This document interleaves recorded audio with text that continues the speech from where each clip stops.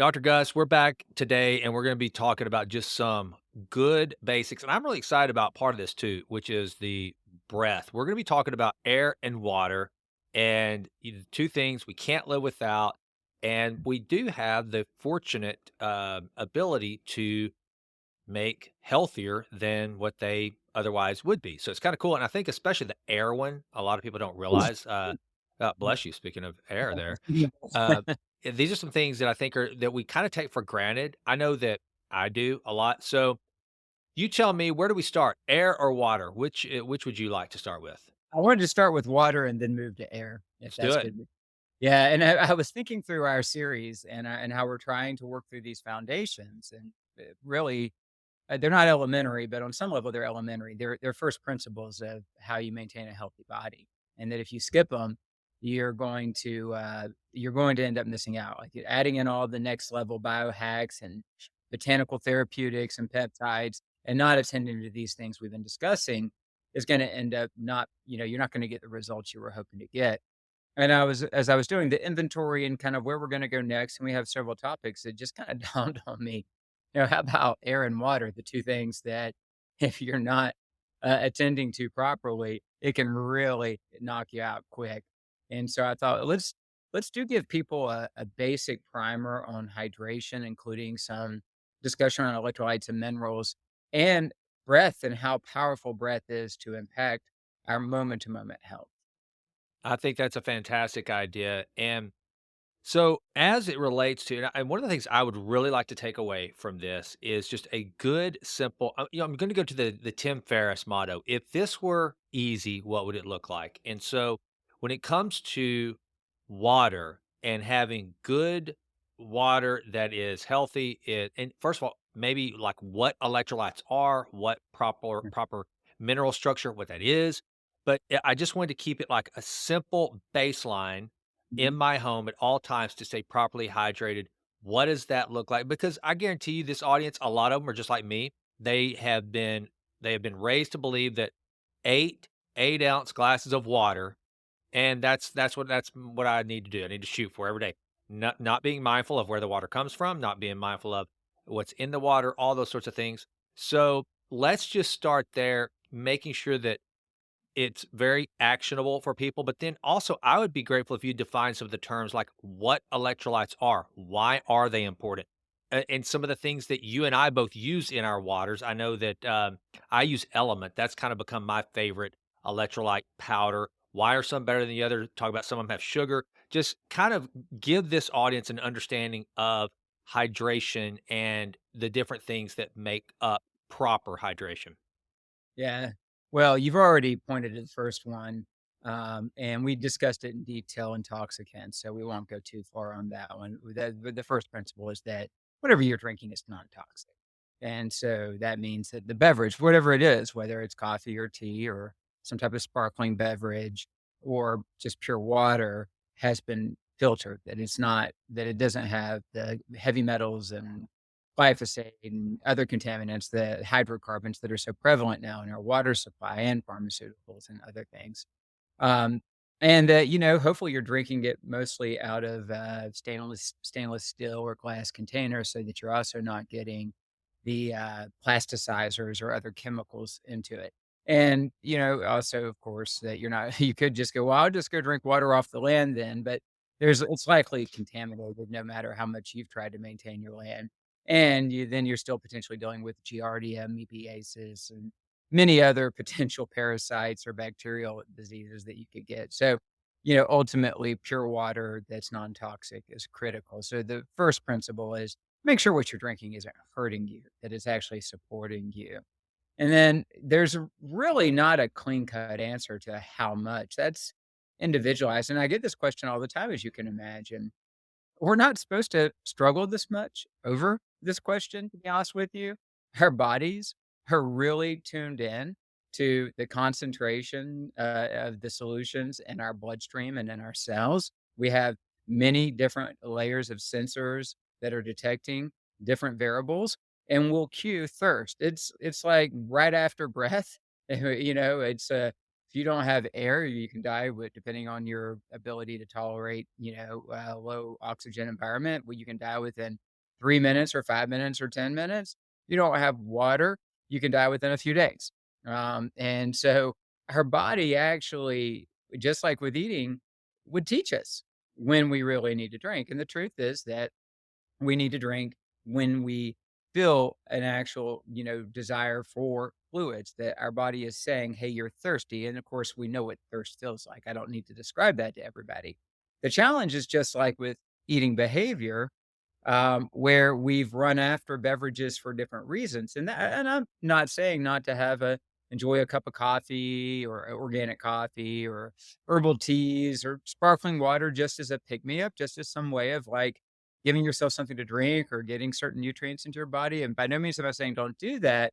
But when we're doing that not for thirst, but just for other reasons, we're kind of retuning that thirst sensor response.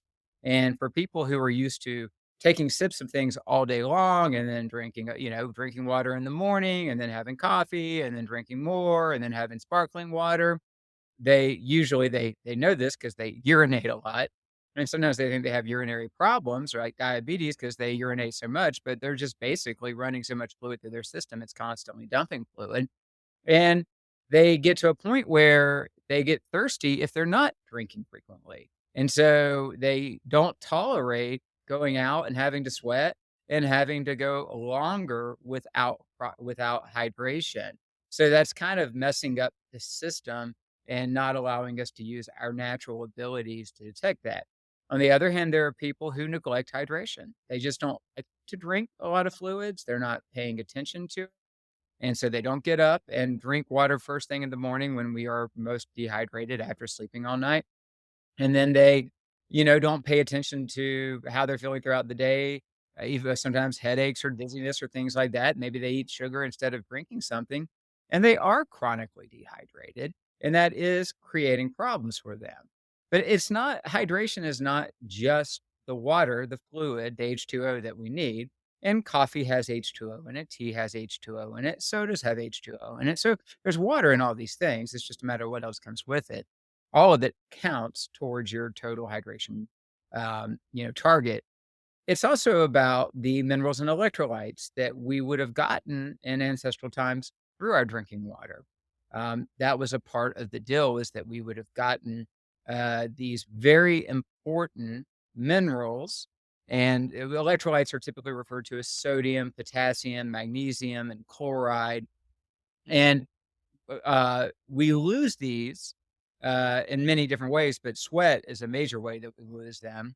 If you're sweating a lot, that's why electrolytes can be so helpful. But maintaining electrolytes are used for a lot of different reasons in the human system, but like one of the most important is to maintain the concentration gradients between blood and cells, as well as the electrical potentials across cell membranes, including in the brain. And if you get electrolyte abnormalities, it seriously impacts your one, how you feel, um, but two, your state of health. You can get sick very quickly and destabilize. So your blood pressure will be regulated by these things, your heart rate, your heart rhythm, muscle contractions, and maintaining consistent muscle, contraction availability, a lot of different things. And so typically when people are getting depleted in electrolytes, and this happens commonly because they do filter their water, but they don't remineralize it, they don't use any electrolyte formulations. They just end up drinking pure water.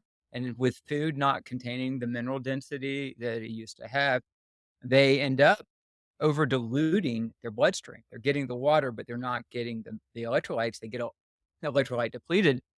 And then typically they'll start getting muscle cramps as a real common sign, restless leg type symptoms, just ache kind of pains and feel like you got to stretch and move around.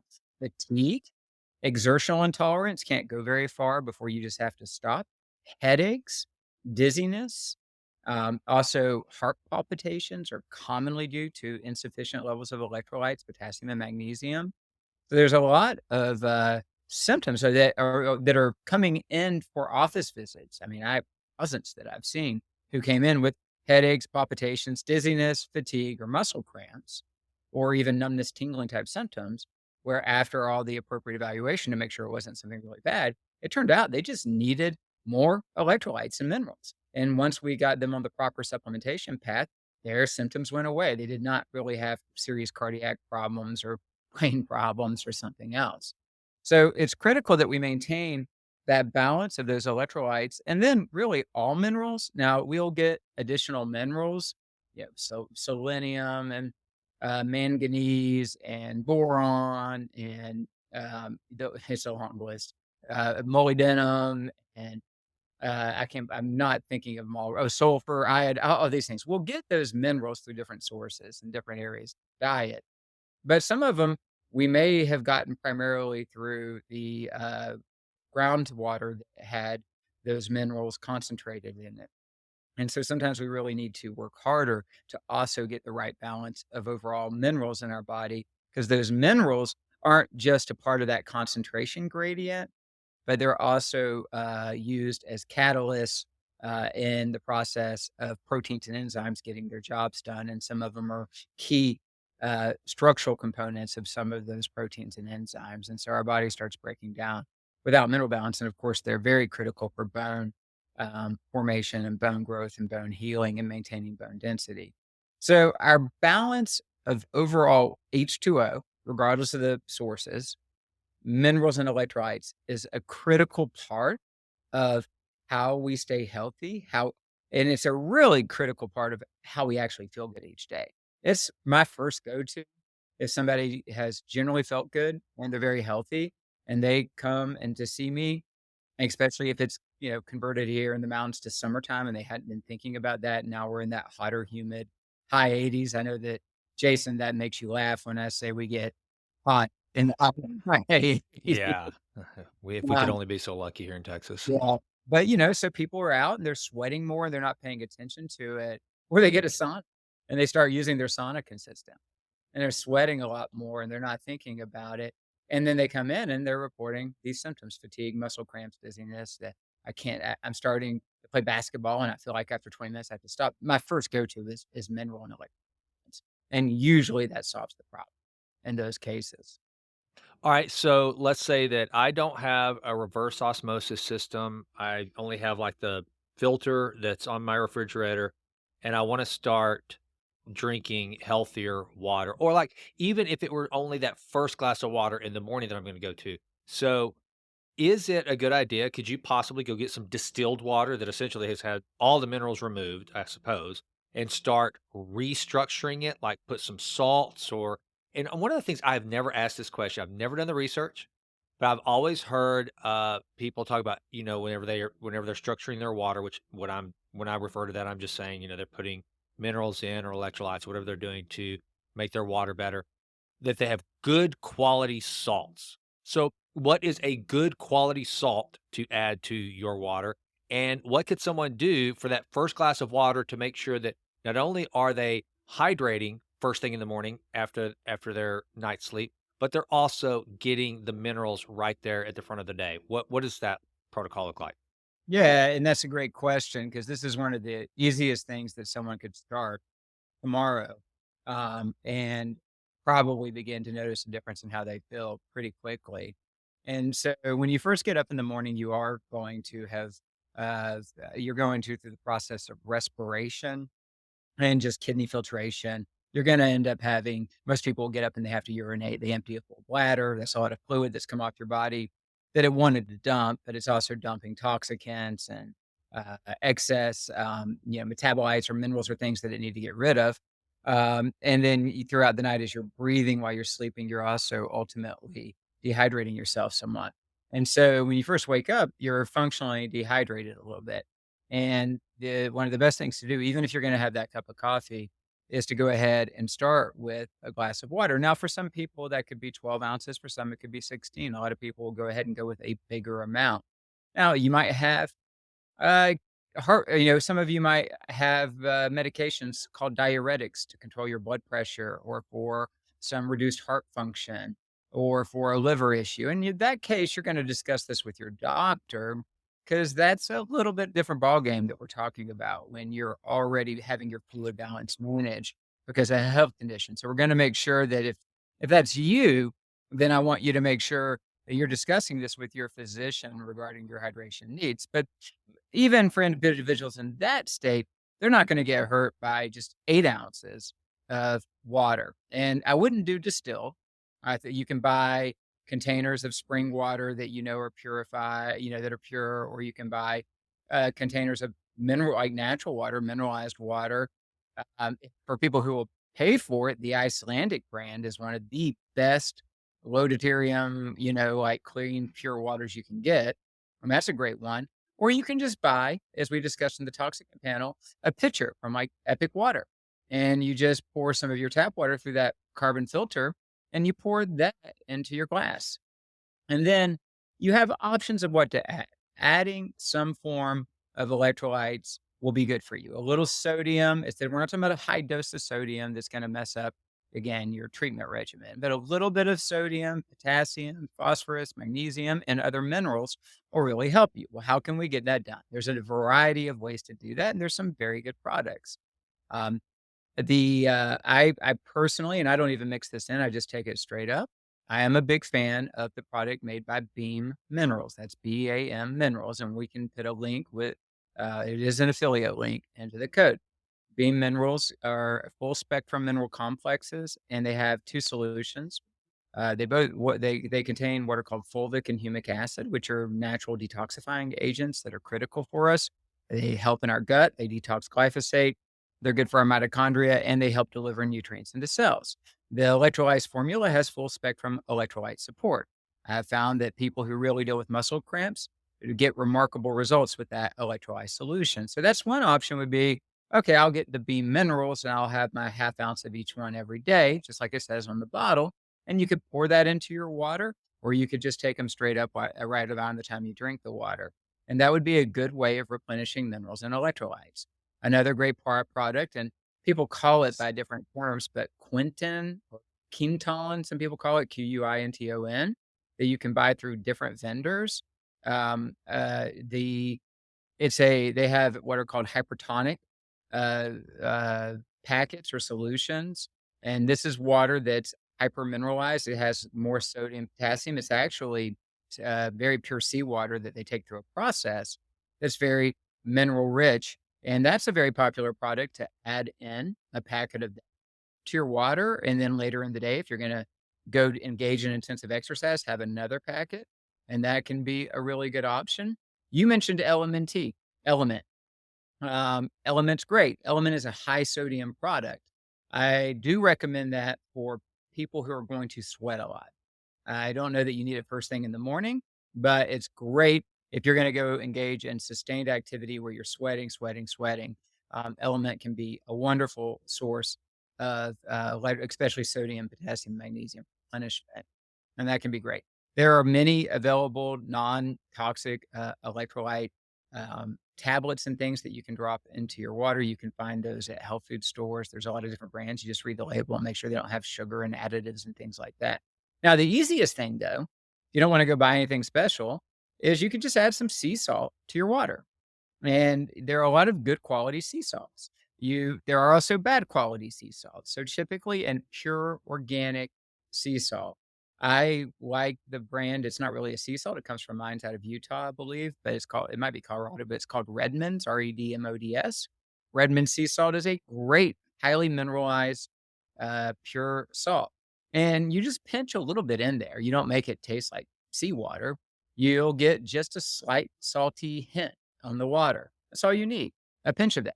And for many of my patients who want to keep it easy and cheap, they buy a box of Redmond sea salt and they just simply add a small pinch to their drinking water throughout the day to get back minerals, which I think is a great way to do it.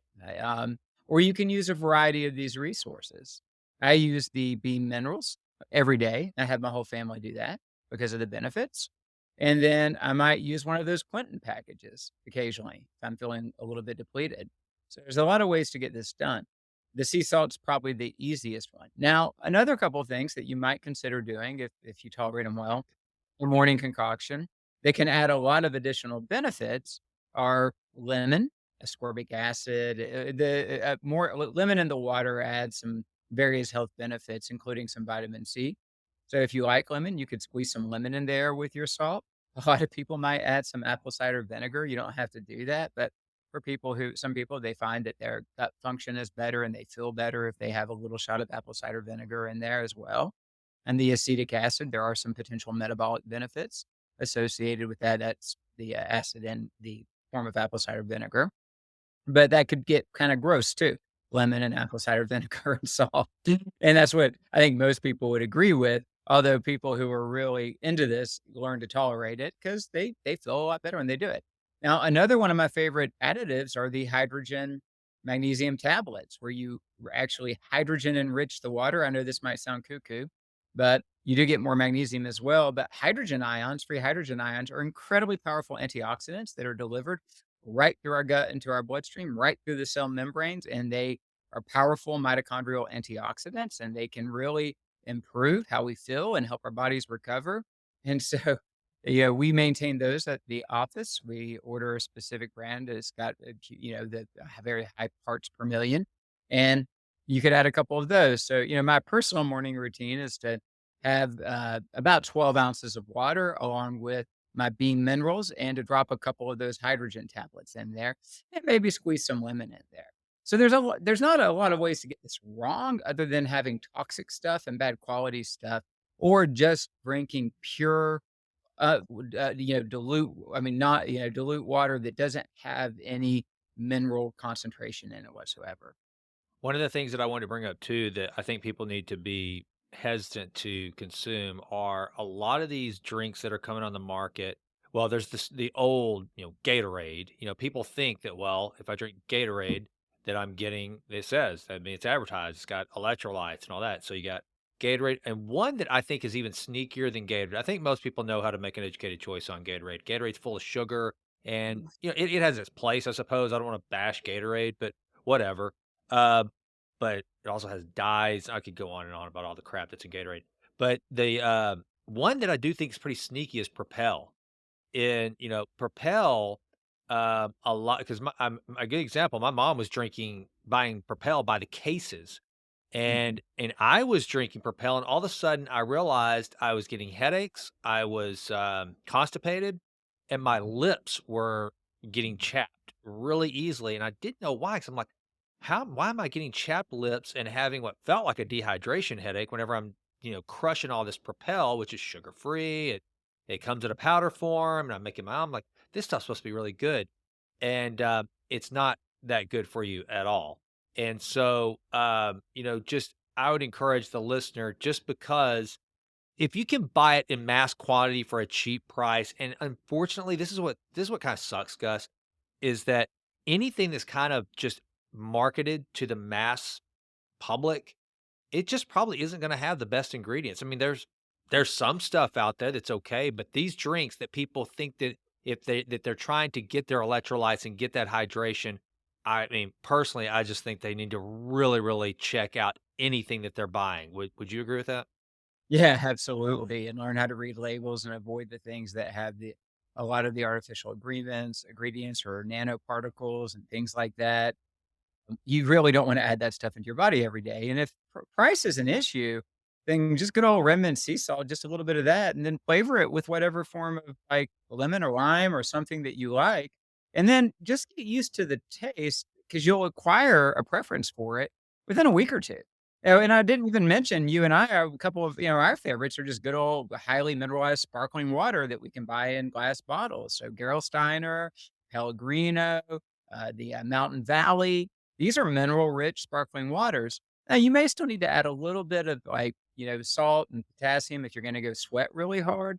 You may end up still adding that little pinch of salt in the morning, but if you like sparkling waters like me, you could just, have a couple of those throughout the day, and you're probably gonna maintain a pretty good mineral balance, with just doing that. So, we don't need to overdo it. We don't need to dump massive amounts of these minerals into our body. That's not how they were designed. And it's really important to note, and there's a great book if anybody wants to go down the rabbit hole on this. It's a phenomenal read and it's eye opening around proper hydration and health. It's called Quench, and it was written by a doctor who took a particular interest in this. I can't remember the name of the person who wrote it, but anyway, it's called Quench. And there's an audible version if you want to listen. It's really interesting because they studied the desert dwellers, the people who are able to survive in desert environments where there is no water and they looked at what is their consumption habits and how do they do it. And it's remarkable because you realize that the human body is designed in such a way that it to living in a desert in that type of environment, wearing the type of clothes that they wear, shielding from the sun, and moving around in that environment and not get 64 ounces of water a day Yeah. and do just fine. And it's interesting. So, a real quick and very brief summary is that um, that they focus their hydration first thing in the morning. That's the most important time. They set their hydration and their balance then. Then they also use tools that maintain the water density, and it's the way that it's taken into cells and utilized. And it was not really the density of the water; it's how it's delivered. So what they'll typically do is take various seeds or plants and they soak them in the water, and then the water gets more of like a gel-like consistency that has a lot of benefits. And so, and most people aren't gonna go this far with it, but I found it quite pleasant and helpful. You can take organic chia seeds. You don't have to grind them, and you can drop them in the bottom of your bottled water or your jar or whatever, and you let it sit overnight, and they turn into this gel. They're not seedy, they're not crunchy, and when you it's almost like one of those, like, bubble teas or something that kids are Uh-huh. so when you drink them, you have that kinda, like, gel-like, viscous, it's not like the whole thing turns into that, but it part of it does that goes down, and I personally think it's kind of like a pleasant sensation. Um, and that is really, really good at slow releasing the water over time so that you're ready rather than it coming into your bloodstream quickly and then you just filter it through your kidneys and urinate a portion of it out, you end up slow releasing it. They also emphasize getting their hydration through water-rich produce. Now, this ties back into it's gotta be organic, it's gotta be clean, but the different vegetables, whether it's leafy greens, certainly peppers and onions and all the different vegetables and, fruit like lemon, like just consuming like or eating a third of a lemon or a lime or something like that can actually help you maintain hydration much more effectively, and you can begin to train your body to work with much less and use its system efficiently. So I really like that book. They also get into a lot of the details around how when you sleep at night, the synovial fluid in all your joints, which is the thick viscous fluid that lubricates your joints, how you end up oh good, I'm glad you're finding it. Yeah. Uh Quench by Dana Cohen and Gina Bria. Yeah, it's great. And how, like, when you get up in the morning and you're kinda stiff when you get older, how all the synovial fluid, because of gravity, has kinda floated down to the backside of all your joints. And that if you get up in the morning and you hydrate and then you go through a movement routine like we've talked about before, where you're going through full range of motion, you get that synovial fluid moving through the entire joint capsule, lubricating everything, and suddenly your stiffness is gone. So, the book has a lot more in it than just simply, you know, how to stay hydrated, but it's so I do recommend it, but those tactics and that understanding of the morning piece and beginning to let your body lead you, and you don't need to overhydrate, but you don't need to underhydrate. Another real quick way of kind of looking at it is through the perspective of your urine. If your urine is bright, bright yellow and you didn't just take a bunch of supplements, especially B vitamins, it's just really dark and concentrated and smells pungent. Um, you probably need some fluids. If your urine's water clear, you probably are, you might be a little overhydrated, right? So, that's another way. How often am I urinating? What's my urine volume? What's my urine color and odor? I don't mean sit down and sniff the toilet bowl. You can usually tell from above, and so just kind of paying attention to those signals of thirst. Most of the people that I'm meeting with need to be more intentional about hydration. They need to get up and in the morning have that first bit of hydration and minerals and electrolytes. And then if they're going to go do their intensive workout, they need to add a packet of Quentin or LNMT or extra shot of electrolytes from Beam Minerals or more sea salt in their fluids or their sauna and things like that. And they really need to be more intentional about staying better hydrated. But I do have those that are overdoing it and just drinking too much. And they usually end up coming and saying, complaining to me about they think they got, if it's a man, a prostate problem. If it's a woman, they think they have diabetes because they're getting up and urinating 3 times a night. And I'm like, "Well, is that like you're getting up and you feel like you gotta go, but then there's not much there, and it's just like this urgency and there's not a lot of volume in the bladder?" Like, "No, no, no, the bladder's full." I'm like, "What?" You're gonna wake up if your bladder's about to overflow, right? That your Yeah, body is trying to make sure you don't wet yourself. And yeah. and if you're filling up your bladder completely full 3 times a night, you probably took in more volume than you needed. Yeah, that's one of the things I had to, I used to drink way more water than I do now. Mhm. I mean, I used to rarely go anywhere without a big either jug or, glass of water. I mean, that's just something a gentleman used to always kinda tease me about is I always had to have my water. And now I've kinda ratcheted that back to where it's just more of a balance because, for one thing, whenever I started maintaining my sleep much better, then I had to because I was getting up and going to my breathing wasn't very good in bed. So wasn't getting the oxygen that I needed. Plus, I had too many fluids before bed. I still do this. I still sleep with a glass of water by my bed. But I mean, it was not unusual for me to get up 5 times during the night and pee. Yeah. And granted, sometimes that can be due to age and everything, and I thought, "Well, maybe that's it," but I once I backed off on the water and started, using some breathing strips and doing some different things, taking some niacin before I went to bed, then, lo and behold, now I'm able to make it through an entire night without getting up to go pee, so Yeah. I had to back Yeah, off on the water. yeah, and you made a great segue to breath just then, but last thing I should say, though, just in case, because I don't think we brought it up, is that if people are consuming things that have a diuretic effect on their body, then that's gonna make them eventually also feel more dehydrated. So caffeine has a diuretic effect. There are elements in coffees and teas that can have a diuretic effect. Now, if it's 16 ounces of coffee, meaning volume, you're probably not spilling out more fluid from the diuretic effect than you actually took in. But you can end up with this combination of a lot of volume and a diuretic and really having to go urinate a lot and frequently, which can be alarming to people. And then alcohol is also dehydrating. And so if someone's drinking alcohol consistently, I think most people recognize if they'll have a drink of water between every beverage of alcohol that they have, if they drink water before they go to bed, that they definitely feel better then if they do not, of course, they do probably wake up and have to urinate, but there are, things that we can take or do that can be dehydrating to us, and we have to put those into our equation about what are we, consuming each day. So one of the things there that's topic for a different day, but I'm going through right now is I'm not having coffee this week. Yeah, you put caffeine down. You're not consuming any caffeine, are you? Or Very, anything very extra coffee? little. Yeah, I don't stress over it. Like, if, yeah, somebody gives me a cup of hot tea because 'cause I'm at yeah. wherever, I don't ask if it's caffeinated or not caffeinated, and I might drink there's a Zevia Cola I like when Oh I yeah. just want something, and I think it has, like, 30 milligrams of caffeine in it, but I'm not going to it for the caffeine. I can't tell any difference, but yeah, I stopped using caffeine in any consistent basis, and I really don't I almost never drink coffee anymore because COVID took my taste away for it, and I don't have any caffeine through the morning, and, Well, James doesn't drink it. Our buddy James Quandall, he's off caffeine. But Jimlin and I we love coffee. I mean, and I love coffee, and it's not. And again, for me, I don't notice the effect of the caffeine until I'm not consuming it. And now the biggest difference is I will say it's all been a benefit. I mean, I miss just the ritual of having a cup of coffee in the morning.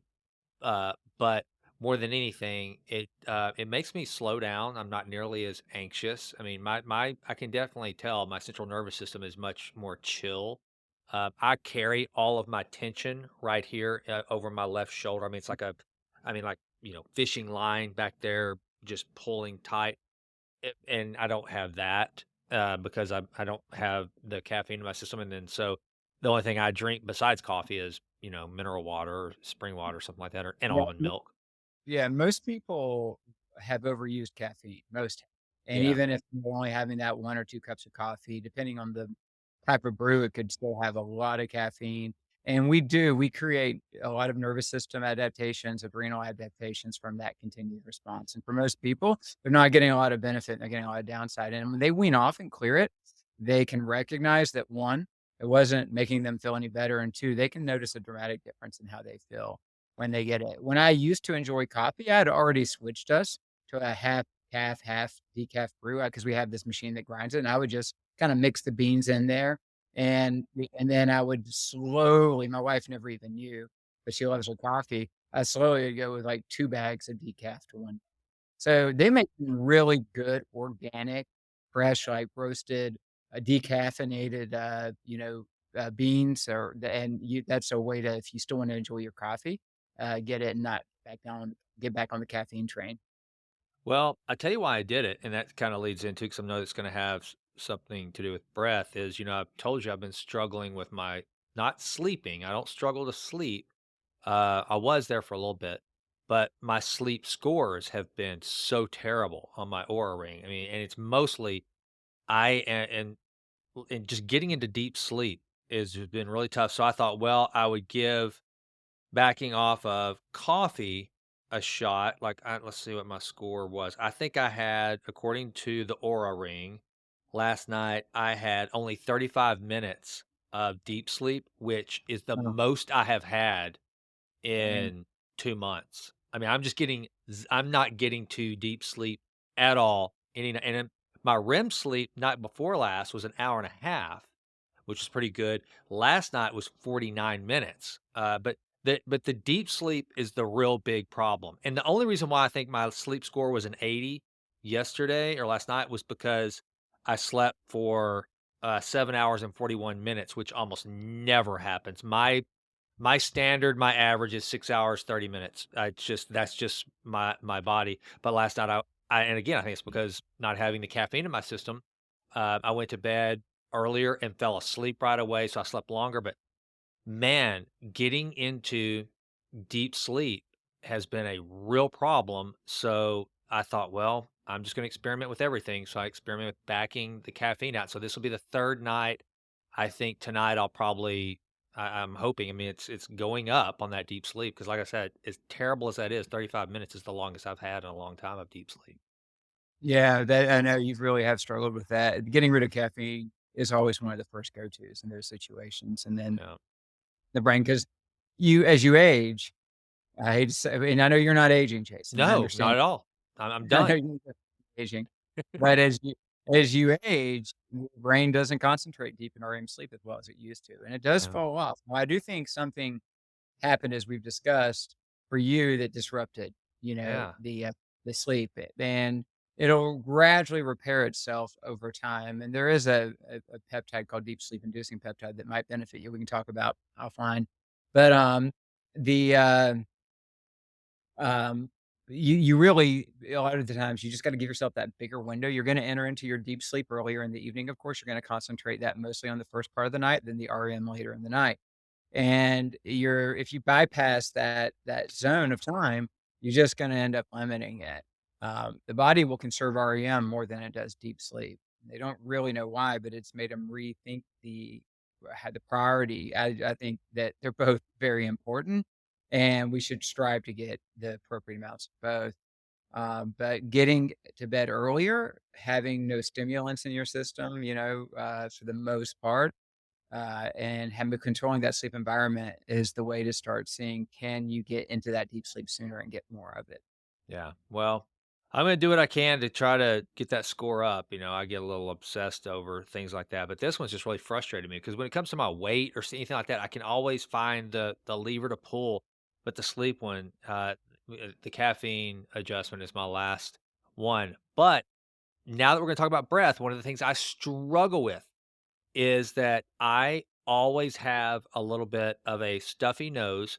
So breathing is a real challenge for me because I know that we are meant to be nose breathers. So I don't know where you want to start this conversation, but I think that to me was probably one of the biggest revelations whenever I looking into started with just breath work and then it became a matter of just breathing in general. Had no idea how important it is how we breathe, but two, the fact that almost everyone is breathing wrong, improperly. And so just kind of where you want to start this, Gus. I guess one of the things, like again, going back to what I said earlier, is that we're supposed to be nose breathers, and most of us are not. And I sure am not. It's a real struggle for me to train myself to breathe through my nose.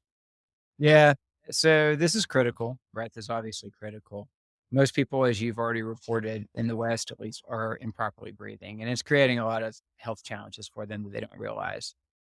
So, in this section today, we're going to give you just a primer on proper breathing and a couple of breathing exercises that I think can be helpful. Then there's the whole topic of breath work, which you could do 5-hour courses on for all the different styles of breath work you can use to modulate your nervous system. And I love them, they're really effective. And we're going to get into some of that content, how you can bring your nervous system up, bring it down, all kinds of interesting things that you can do with breath, how you know, breath holds that you can begin to train your carbon dioxide tolerance. But for today, what we're covering is the foundational piece, which again, most of the people who I start with, except for those already aware of this and have already taken action, like going and doing a breathwork class and not learning step 1, which is how to just breathe properly, is critical. And breath is a habit, just like everything else. It's driven by your autonomic nervous system and your brainstem. So it's not something that, you know, is just purely a habit in the sense that you can, you know, just, you know, you can't turn it off really. You can voluntarily, but only to a point. And if you did it to the point you passed out, then you're going to start breathing again. Right. So we know that. But the way you breathe is a habit. Whether you breathe shallow or you breathe deep, whether you breathe slow or whether you breathe fast, whether you breathe through your nose or through your mouth mostly, how you inhale and exhale. That's a habit. And if your habit, for whatever reasons, there's a lot of reasons why this can happen. Maybe some people had allergies. Their nose was always stopped up. They couldn't breathe through their nose and they developed a habit of mouth breathing. Other people, it could be obstructive issues due to the way their mouth and palate and tongue and stuff are formed, or their neck size, or if they've got too much weight restricting their diaphragm movement, and they could end up having obstructive issues.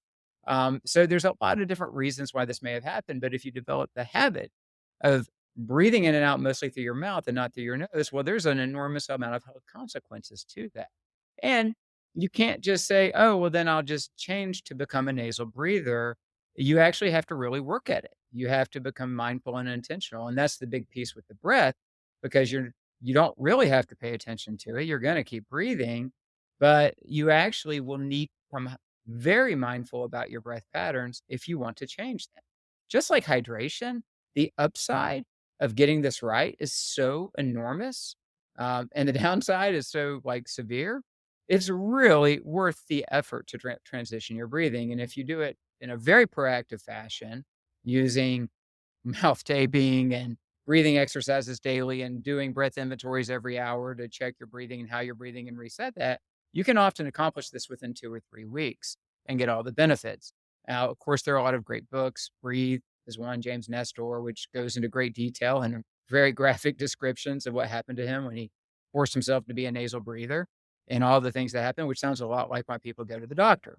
Snoring, congestion, shortness of breath, sinus symptoms, asthma symptoms, fatigue symptoms, exertional intolerance, sleep apnea, not breathing at night, and then you're not getting enough oxygen, and then you're basically your nervous system is stressing out all night thinking you're asphyxiating, and you don't realize it, and then you feel completely depleted.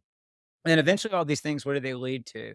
They lead to high blood pressure, higher blood sugar, immune suppression, pulmonary changes in terms of your breathing capacities, and then eventually heart failure and all kinds of other things, right? So this is really critical that we reset back to proper breathing. I want to emphasize that. That's like foundation. And proper breathing alone will calm your nervous system, lower your blood pressure, improve your oxygen and carbon dioxide ratios and deliveries throughout your body, which will increase your exertional tolerance, will reduce nasal congestion, will reduce symptoms of the conditions like asthma.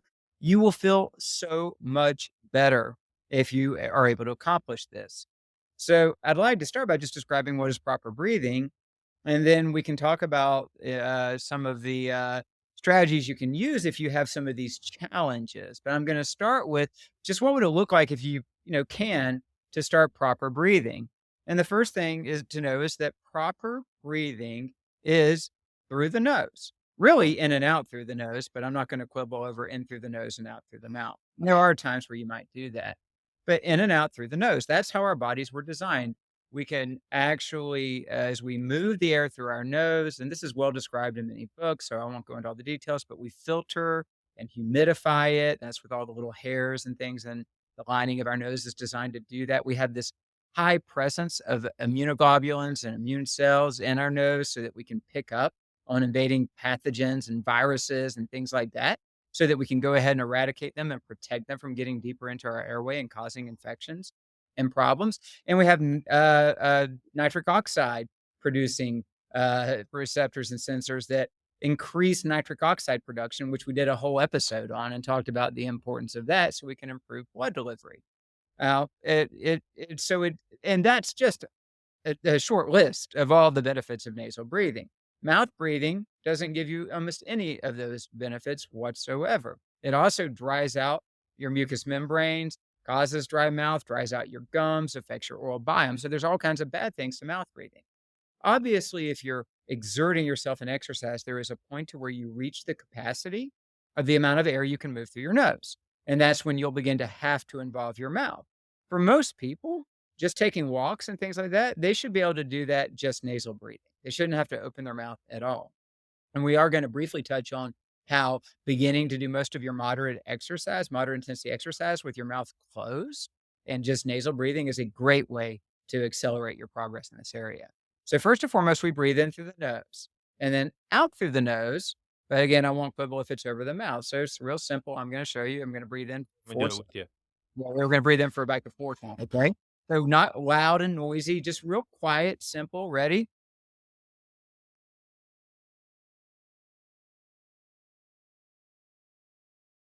That's it. And then out through the nose.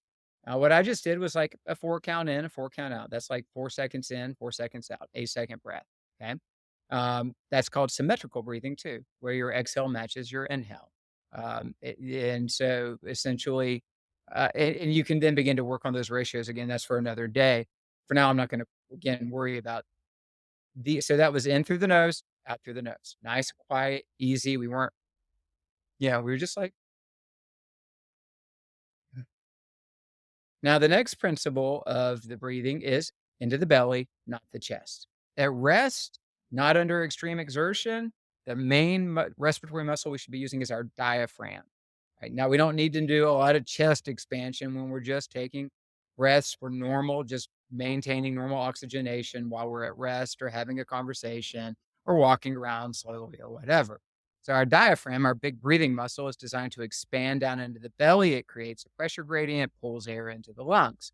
It's a very powerful muscle. For most people, it becomes weak and less flexible because it's not getting used properly, and you actually have to retrain your diaphragm. So, you focus on putting a hand on your belly and a hand on your chest so that you can feel what's moving. And then you're going to breathe in through your nose and you're gonna actually see, can I just move my belly and not my chest? Can I initiate respiration and only have my belly expanding outward and my chest sitting flat? So it's like this. We'll do it for a 4 count.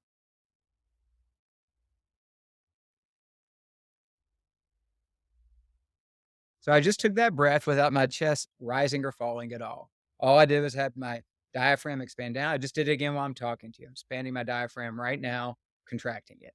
Just moving air in and out while I'm talking to you without my chest moving. Okay.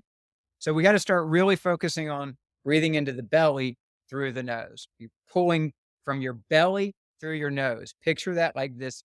You're pulling from the belly and it's pulling through the nose. And it feels really relaxing to do this. Like it calms you down. It feels Yeah. peaceful. It feels good. And then, the next level, and I'm going to briefly get there, is when we begin to bring our chest in to create greater volume.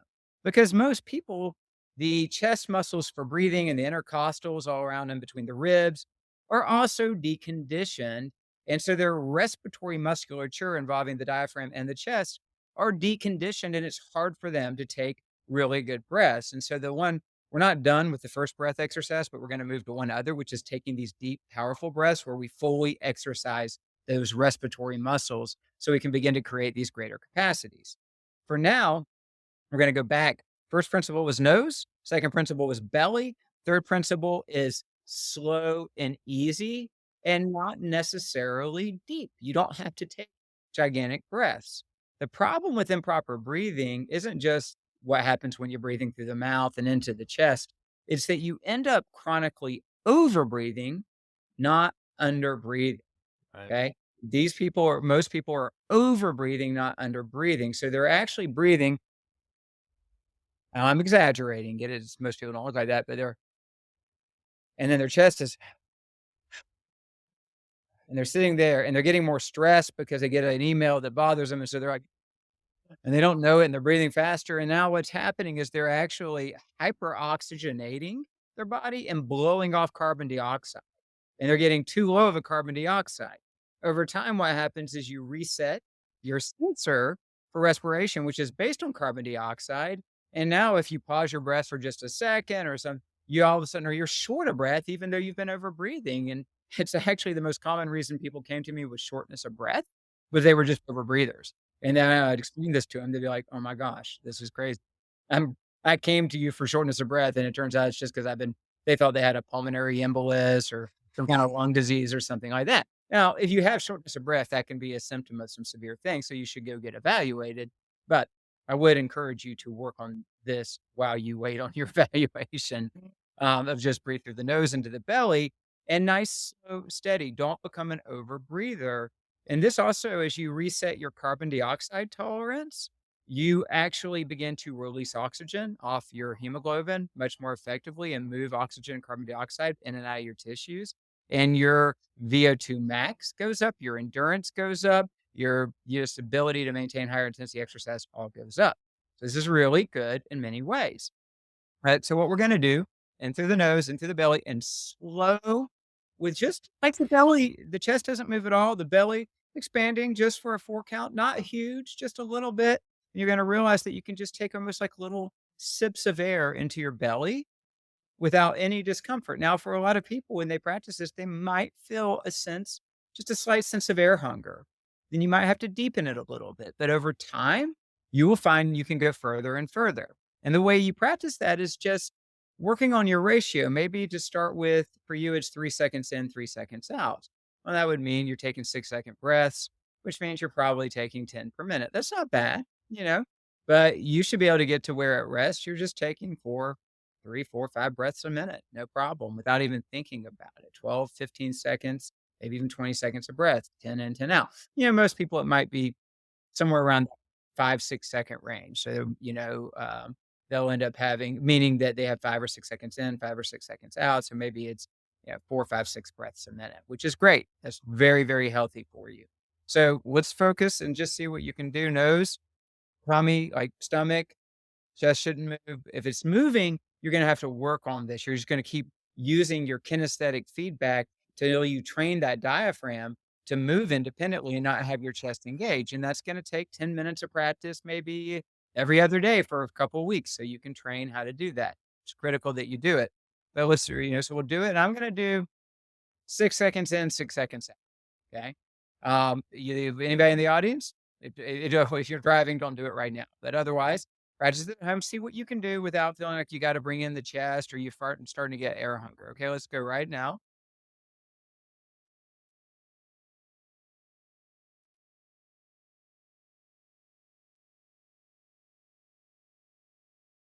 I think that was around 6 and 6. I don't Yeah. know. It's got a real Yeah, calming effect too. It's kinda like, yeah, totally calming. And you probably like me, Jason, because you probably felt like you could have easily gone 10 seconds in, 10 seconds. sure, sure. Yeah, and so One of the things that I've really started doing a lot, and well, maybe you'll get to this, is box breathing, and yeah. so that for I to wasn't calm going myself down. to I wasn't going to today. I wanted to Okay, say box breathing, okay, jungle breathing, Wim Hof breathing is a special episode. cool. But just so the listeners know, we've made mention many times in my book, Authentic Health, that you can buy very inexpensively on Amazon an Audible ebook or written form, like hard book form, or you can download the ebook and audio files for free at ebook.drgusvickery.com.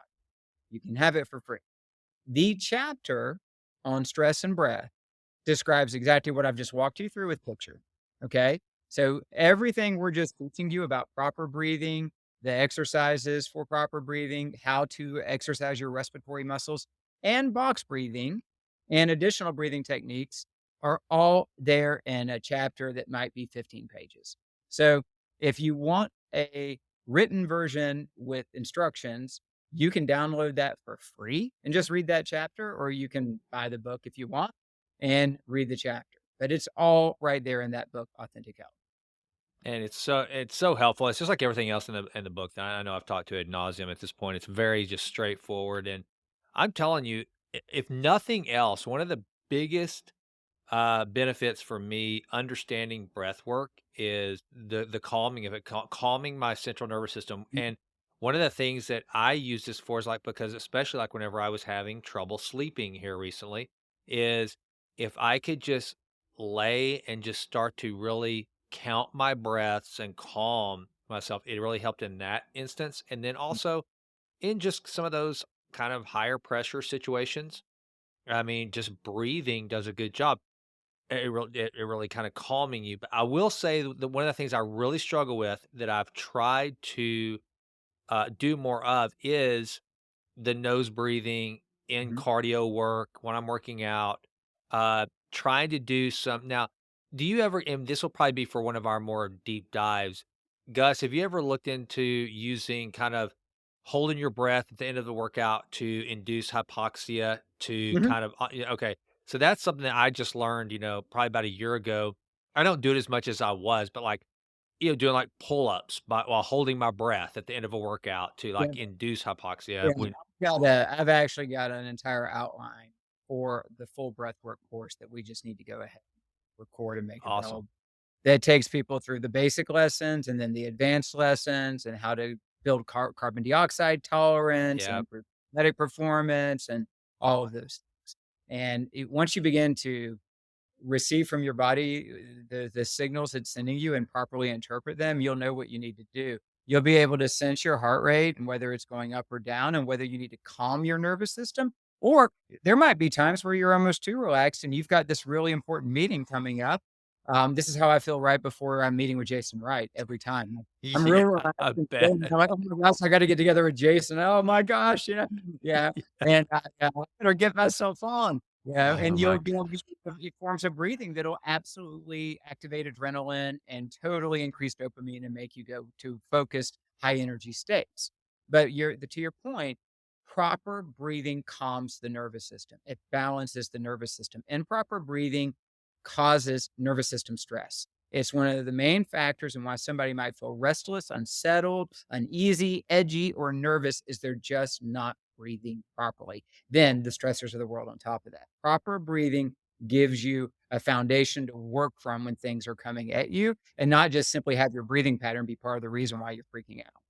yeah, that's it's amazing, and then, like, whenever I think it was in James Nestor's book where he talked about just the healing that can come from just Mhm. proper breath, like, I mean, just things that you would never think about that have to do with just improper breathing, not and it's kind of mind-boggling, and so important is breathing that where I read almost probably more about breath work than in any other thing that I tackle is the Navy SEALs. Right now I'm going through this deal. I've told you about this 8 weeks to SEAL Fit, and that came from reading a lot of Mark Devine's work and watching his videos. He's the creator of SEAL Fit, the founder of that training program. And Mark Devine, he he credits so much of his success as a Navy SEAL and becoming a Navy SEAL to first understanding proper breath work, breath work. And he'll tell you in the high stress situations that they find themselves in as Navy SEALs and as part of Bud's training, so much of their training revolves around calming the mind through breath work. And it's really and, like, whenever I'm, doing a really high intensity workout now, my first go-to is to try to control my breath. Now, that doesn't mean that I'm always gonna be able to just keep crushing it at whatever level I'm going at that time, but when you can start to mentally just create a cadence with your breath, it is a game changer because like you said, and I know we'll go into this in another course, when you can start to and it's fun when you're wearing a heart rate monitor and you can start to kind of manipulate your heart rate when it wants to just throw up because a lot of it and you're the physician, you know this better than I. A lot of the time it's your brain kind of saying, "Whoa, shortness of breath, something's wrong, something's malfunctioning," and then you have to kind of override it breathe deep to show just to kinda show your brain, "No, look, we've got all the air, all the breath we want. We're Mhm. just taxing our body a little bit more, and your heart rate will follow suit." And it's really kinda fun. It's kind of a trip to sit there and Yeah, watch that it is. happen.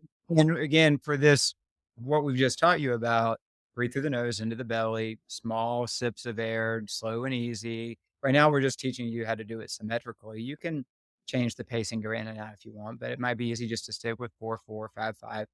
Just practicing, like, what I recommend you do is first do an inventory on your breathing. And am I breathing through my nose or my mouth? Am I breathing into my belly or my chest? Yeah. What is my breathing pace?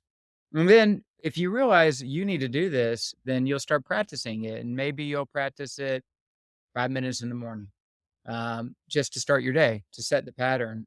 And then once an hour or hour every hour and a half, whatever works for you, you set a little reminder, a little bing from your computer or smartphone.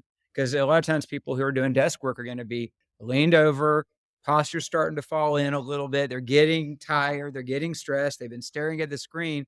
And then that's where they're like, "Mm," and they don't know it, and they're starting to like, and then I got to go get a donut or something like that. And it's just because they've really they're breathing improperly and their posture's terrible and there's all this stress. And so stopping and doing, and we're going to be doing a posture biomechanical episode, but and it's also in the book, by the way, and that is part of the breathing chapter. But basically stopping and saying, okay, am I sitting upright properly? Do I have room to breathe? Can my diaphragm expand into my belly? My chest able to expand normally? How am I breathing? Okay, I'm going to take 1 minute and just do, my 4-4 breathing. Just reset the pattern. You just keep doing that throughout the day. You keep doing it. One, you get to retrain the pattern so you don't have to do that. I don't do this anymore because it's just what I do all the time. If I stop and check myself, I'll usually be doing what I'm suggesting to you, but I had to train myself to do it. It wasn't like I was naturally gifted at it or something like that. Um, 2, every time you do it, you're gonna feel better. You within a minute of just doing that type of breathing, you'll wanna keep going, right? You'll wanna go another minute or 2 because 'cause you'll just feel, like, relaxed and better and just more clear-headed, and if you thought you needed to go get some sugar or some caffeine, you'll realize, "No, I don't. I feel a whole lot better." So it's really critical that you start doing this inventory and you start just checking yourself and beginning this simple process of what we just taught you.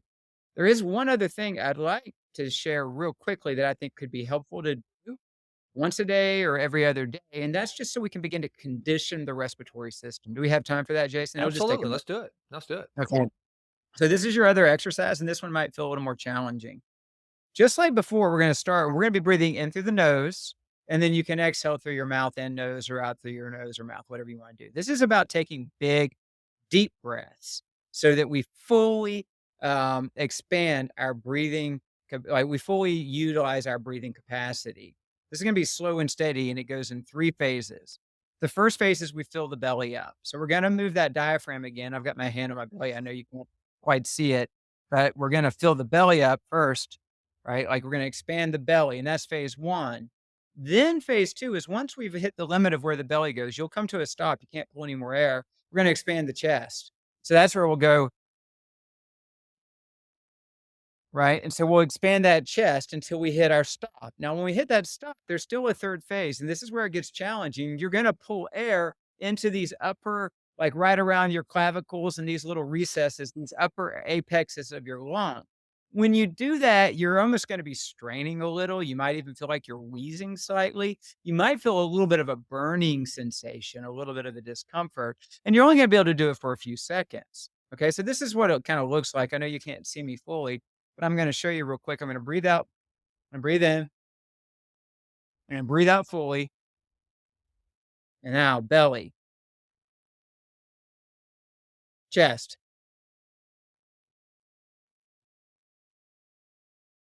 and then this.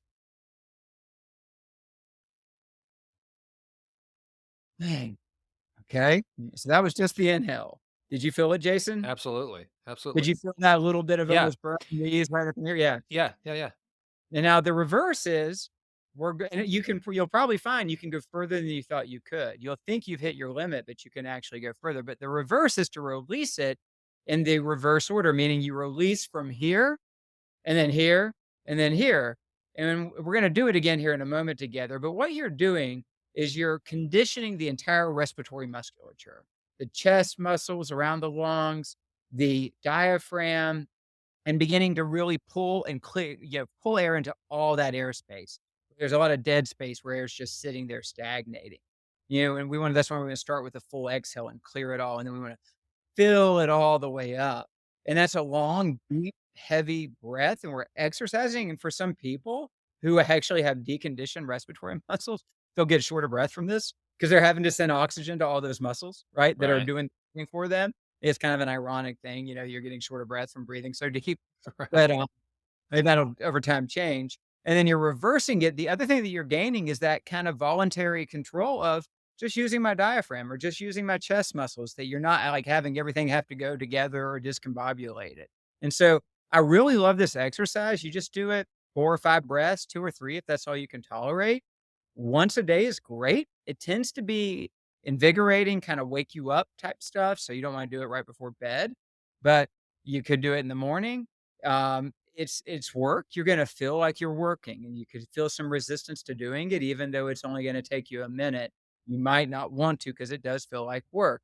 But this is really valuable to train the respiratory musculature and the sequencing of breathing, and it works very well just to do it every day if you can, or at least, like, 4 days a week. Fantastic. Well, I'm gonna start doing it because, and the thing is too, that I don't think like one of the things I didn't realize until then, I've never done the actually upper breathing, is just Yeah. whenever you think that breathing is just kind of like this one way you do it, you just but whenever you can like use kind of that elevator approach, and you still got more that you can bring in. It's like using, so it's kind of weird to even think that, oh no, you're not through. You can keep Oh, going. yeah. Yeah, I've never It's, done that. alright, we're gonna do it again, and then we're Let's do gonna it. tell in the same way, and Okay. let's just do it for posterity 2 times, okay? Okay. All right. Alright, so let's breathe in and out a couple times and do a full exhale, and then we'll go.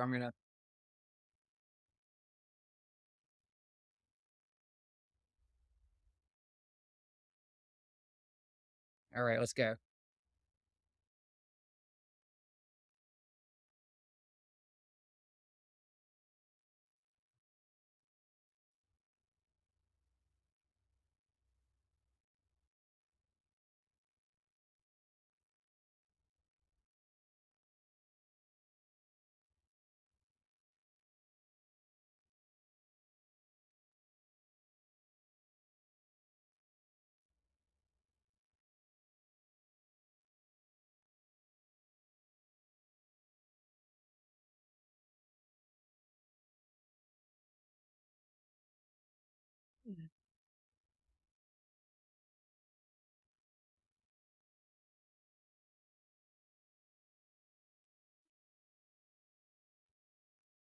Pretty interesting, huh? Yeah. Yeah. It's cool. And Yeah. it's just relaxing afterwards too. That's what I love about it. Yeah, Yeah. you That's intense though. it is. Yeah, but it is the best way to maintain your the conditioning of your respiratory system. With the other stuff, what we're doing is maintaining the habit of proper breathing. We're actually maintaining the proper balances of carbon dioxide and oxygen exchange and kinda keeping those sensors working, and so that we keep that all under control. It's really more training the nervous system. With this, we're actually training the hardware, the actual, Yeah. structure of that respiratory system. Awesome, man. Well, I think that's pretty cool, dude. So, I mean, folks, go hydrate and breathe. Yeah, So, amazing. I I know, mean, I was thinking, I was like, we've done this nitric oxide and glutathione and amino acids. I was like, what about air and water? yeah, Yeah. those are kind of important. Well, that's one of the things I think I don't remember. It might have been in Breathe where James Nestor said, or somebody said, like, of all the things that you can live without, Mm, air is the one that you can't live without. It's the shortest period of time. You can live without water for a long time, live without food. Air, you don't get enough air, you're screwed. You're done. yeah, exactly. And Yes. so that's huge. All right. Well, Well, guys, if and people, if they'll remember the book, because again, it's free. I'm not trying to make money here. It's free. But that chapter, there's box breathing, there's relaxation breathing, there's descriptions and posture, all that kind of stuff. So please feel free to get it and read it, or just simply start doing what we taught you in this podcast. and it will, so look at the show notes. It will be in the show notes, the link to the book. And by the way, if you haven't signed up for the Vitruvian letter, please feel free to do that. In the most recent one, I followed Troy's lead and I cataloged all of these episodes. So People have them all in one place. You can just go and you can literally start looking at this as kind of like a health optimization masterclass. That's what we're trying to bring you guys for free. I mean, with Dr. Gus, I mean, it's pretty cool. And so you can get that there. And maybe what I'll do is just create some sort of a landing page or something where they can get all the episodes. I mean, I think that I want people to have this easily at their fingertips and go through, from the foundation of gut all the way through to where we are and where we're headed. So folks be looking for that. And if you have any questions, if you have any suggestions, if there's something that if we've given you some information that made you ask further questions, which is not unusual because you will find that the further from shore you get, the deeper the water, the more you think you know, the less you realize you knew. At least that's been my experience. So send it to us. DM me through Instagram, shoot me an email, whatever you need to do. But we want to answer all your questions. Yeah, Sound good? absolutely. It sounds great. All right, Gus. Well, thanks for another awesome, authentic Health Friday. Folks, thanks for listening. He's Gus. I'm Jason, and we're out.